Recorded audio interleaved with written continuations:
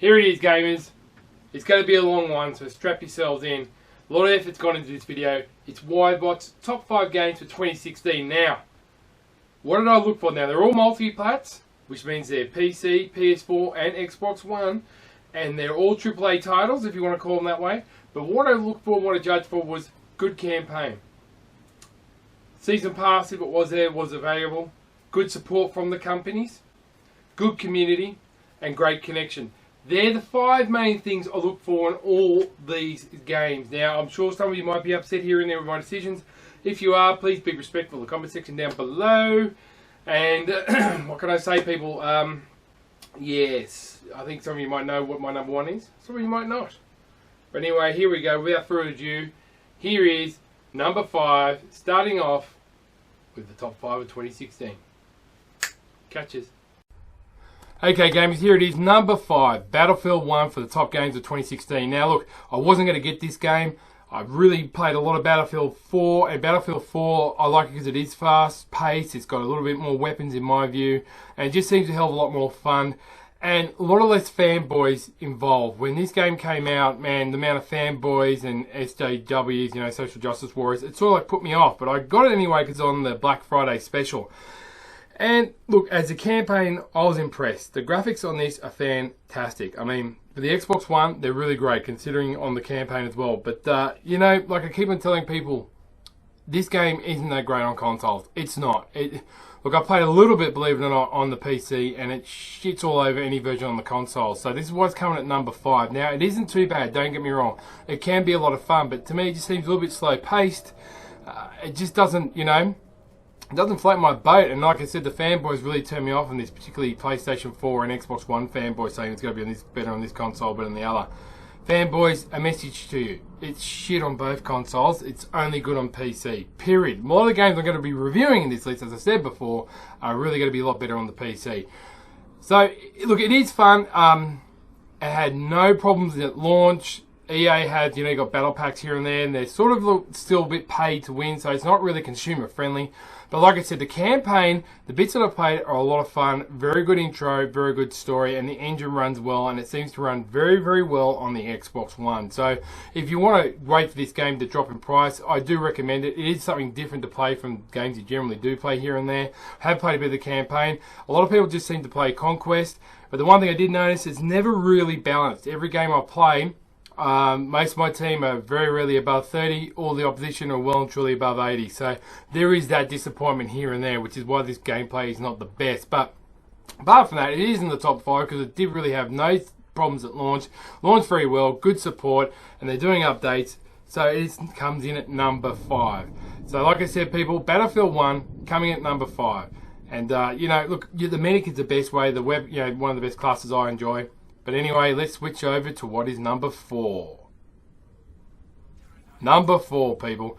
Now, this game is fantastic. It launched successfully on all platforms, PC, consoles, and it's fantastic. Don't get me wrong. It's Blizzard's first game coming to console. Correct me if I'm wrong. Its servers are fantastic. These characters are really well balanced. Heaps of people playing it. Great community, far as I'm concerned. Very good community. Positive on both consoles and PC. It's a hell of a lot of fun. I do believe it's on the PlayStation 4. People are using the Zima, which is the keyboard and mouse attachment. I think you can use it on the Xbox One. I'm not too sure. That might be coming later onto the Xbox Scorpio. But all I can say is this game launched incredibly well. It's not pay to win. There is no season pass. Regular updates. Fantastic. Fantastic community. Really good graphics. Like I said, all the characters are really well balanced. The gameplay and the game types are really good. Going from, you know, competitive to different seasons to, more importantly, to quick match, which is what this is. But the only thing I find a letdown on this game is it didn't come with a campaign. That's right. And to me, people say that's a small thing, Ybot. No, it's not, because I'm judging the top 5 games for 2016 as games as complete. You know, were they consumer friendly, like I said, and if they had a campaign. Now, these have great stories on YouTube, but it didn't come with a campaign, and they charge you full price for it as well. Now, the packs aren't too bad. They give you free packs here and there, and it's not really pay to win. It's more aesthetics, as far as I'm told. And they're adding new characters and constantly updating and giving us new maps, which is why this game, as far as I'm concerned, is one of the, is done very, very well and great supporting. And Blizzard, great connection. Blizzard are fantastic, but it only comes at number 4 because it hasn't got a campaign. Doesn't feel like a complete game, people. And I know some of you are going to say, well, that's a really small thing, Ybot. It's not, man, because, as far as I'm concerned, it should have been a little bit cheaper when it came out. Now, I did get the exclusive edition, I forget what it was called, but it came with the book and the statue. That in itself should get #1.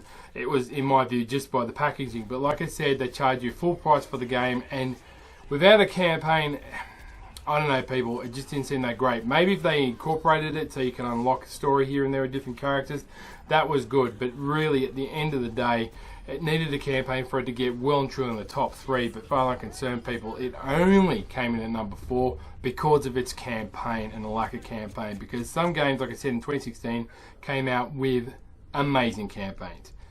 And here is the big disappointment, people. #3 is Gears of War 4. Now, why is Gears of War 4 coming at #3? Well, look, the campaign was absolutely brilliant, people. The campaign was one of the best campaigns I've played in a long time. Great story. The thing that was a major letdown here was the Gears packs, the Season Pass, and the connection. Now, the Season Pass, there's no point in having it, as far as I'm concerned, because you get a few maps here and there, about a couple weeks before everybody else. And you don't feel like you've got anything from owning the Season Pass. The Gears packs are a complete, utter bloody rip-off.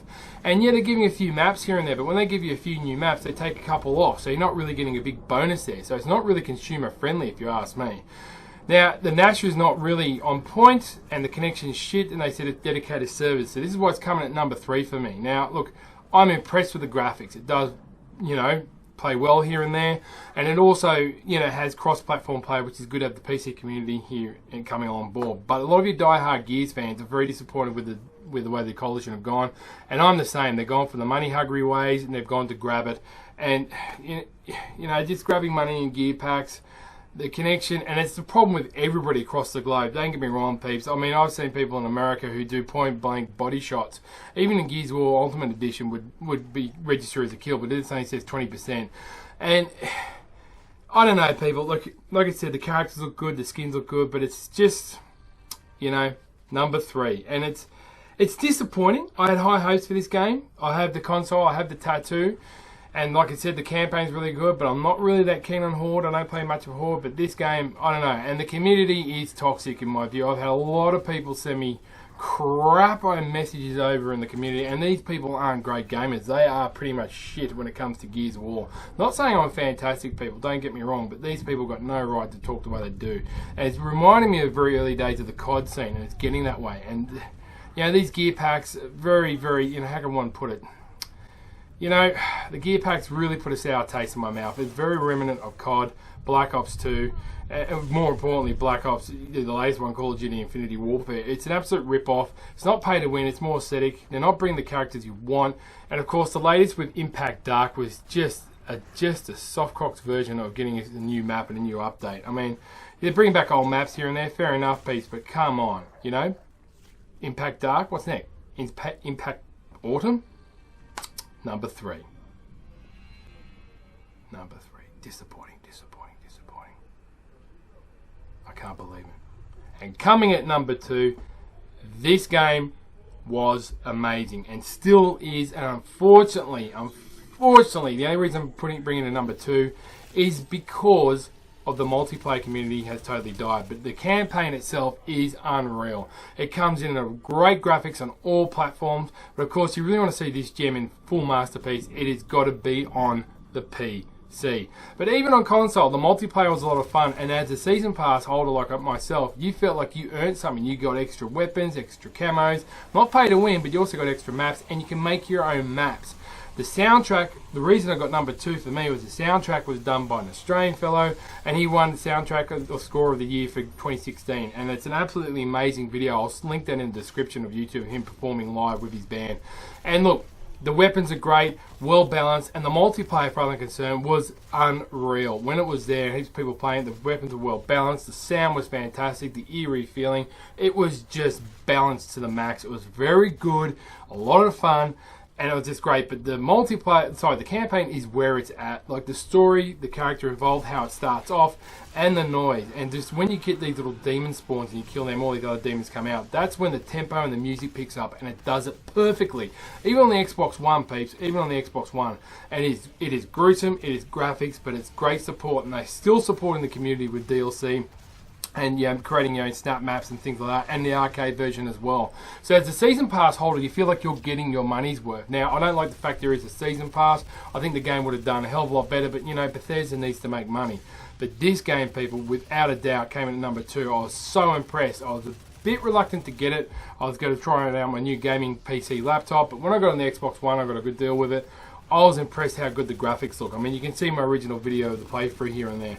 And look, I haven't completed the campaign because I'm more multiplayer, but this game is without a doubt a lot of fun. And I recommend, just to get, if you want a good hack and slash, shoot and boot 'em up, just on a campaign, when this game drops in price, pick it up. I don't care what platform it's on, just pick it up, people, because it is just, I don't know, it's just glorious. Look at these maneuvers, the pickups you can get, the maps, the sounds, everything about it, the sound effects. This game is the ultimate, and I absolutely enjoy every part of the campaign. And it's just, people, the missions are good, the robots are, it's just, they should make a movie on this one, like another one, a second one.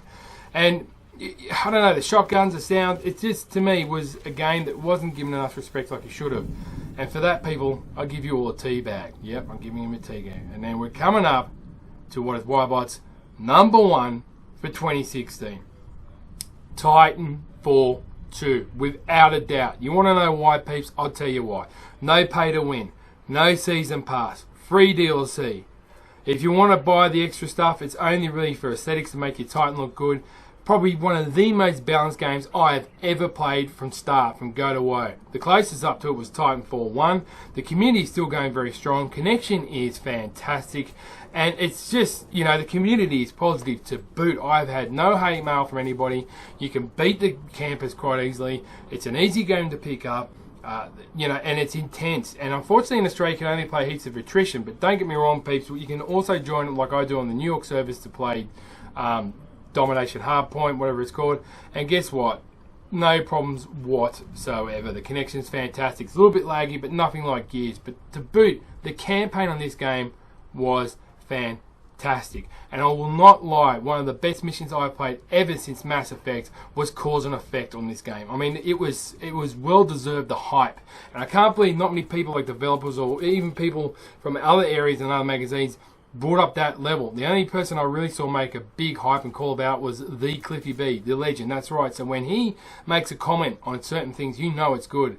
And he got on his Facebook page and he said, well, I can tell you now, gamers, Cause and Effect well lived up to its deserved hype. He said it was amazing. He said just how fluidly they made it, and the time travel here and there. It's well worth just getting a game for that level on its own, people. It really, really is. I mean, it's just, I can't rave on about it enough. The guns are fantastic. The movement is great. The turbo, the different specialist skills you've got, the phase shift in and out, and not to mention the Titans. They listened to their community. We only had 3 Titans originally in the last Titanfall. We've got about 4 or 5 now. Correct me if I'm wrong, people, because I'm just raving on here. And the artwork on them is not stupid. The Titans are well balanced, and they force you to get into team play here and there. And as a pilot, they're easy to take out, the Titans. So, because remember, Titanfall 1, everybody said, oh, well, you doing Titanfall 1 is get the Titan, and you win everybody. You just slaughter the whole opposition. Now, I'm slaughtering them in this game, don't get me wrong. I got this game footage this morning. The opposition weren't doing that great. They were all using devotion and camping. And trust me, you got 1 or 2 players that know what they're doing. The campers lose every time. So I was the first one to get the Titan, and I went on a bit of a little spree here. But the campaign is a great story. The graphics are amazing. I've heard PC gamers who really don't review games.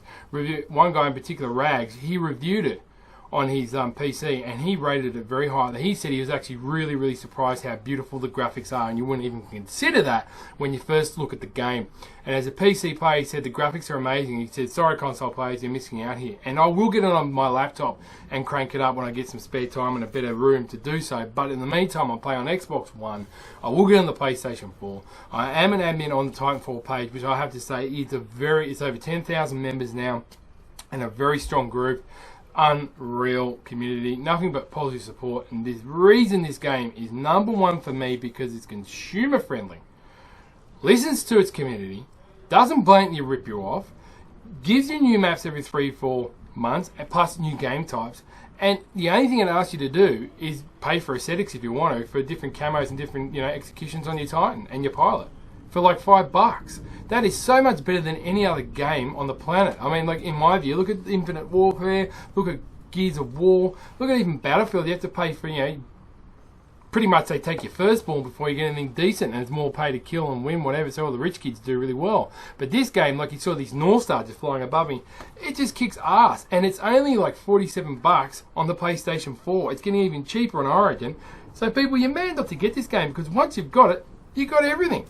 No extra weapons to pay or win. Do you understand what I'm saying? You've got the game, and that's it. You know what I'm saying, people? Listen to me. You got the game, and once you got the game, you don't have to be online to play it. You've got the game, and everything you need in the game is there, and everything else is there for you to unlock. Just let that sink in, man. And the only downfall about this game not selling too well is because they sold it between Call of Duty Infinite Warfare and Battlefield 1. That's EA for you. And look, I want more and more people to buy this game because I want them to come back with the Titanfall 3 people, because this game, oh, man, it's so much fun. The intensity, it just does it for me. I don't know what to say. It's just great riding a Titan. It's just, it got #1. It's my most favourite game. I'm on Gen 10 already. You can see I'm more excited talking about this game than any of the others. And it just really is, people. And of course, I do very well on it. So there you go. That's my top 5 games for 2016. Titanfall 1 for the win, without a doubt. So there you have it. Titanfall 2 is the #1 game. One, like I said, great connection, great community, great support, no season pass, consumer friendly, and we've got a new game mode coming out, plus new aesthetic looking things here for the community. Sorry, it's #1. In my view, it is absolutely #1. Now, Gears coming at #3, shouldn't be any surprise there. I still love Gears of War, don't get me wrong, I've got a lot of friends on there, but the connection and the Nasher is just a bit off cue. I mean, even saw a guy today saying I'm going back to Gears of War 3, and he said the Nasher on this is so much better than the Nasher on Gears of War 4. But that's the way it is. Like, it's still a fun game, but it's not in the top 5 as far as I'm concerned. Frag and tag. And because Titanfall 2 is my #1, I'm changing the header of my page on YouTube, courtesy of the one and only my true friend Devil's Chi. Not true friend, but a good friend of mine who is a Gears head. He made it for me. So when this video is up, you'll see the change of the header of my YouTube channel.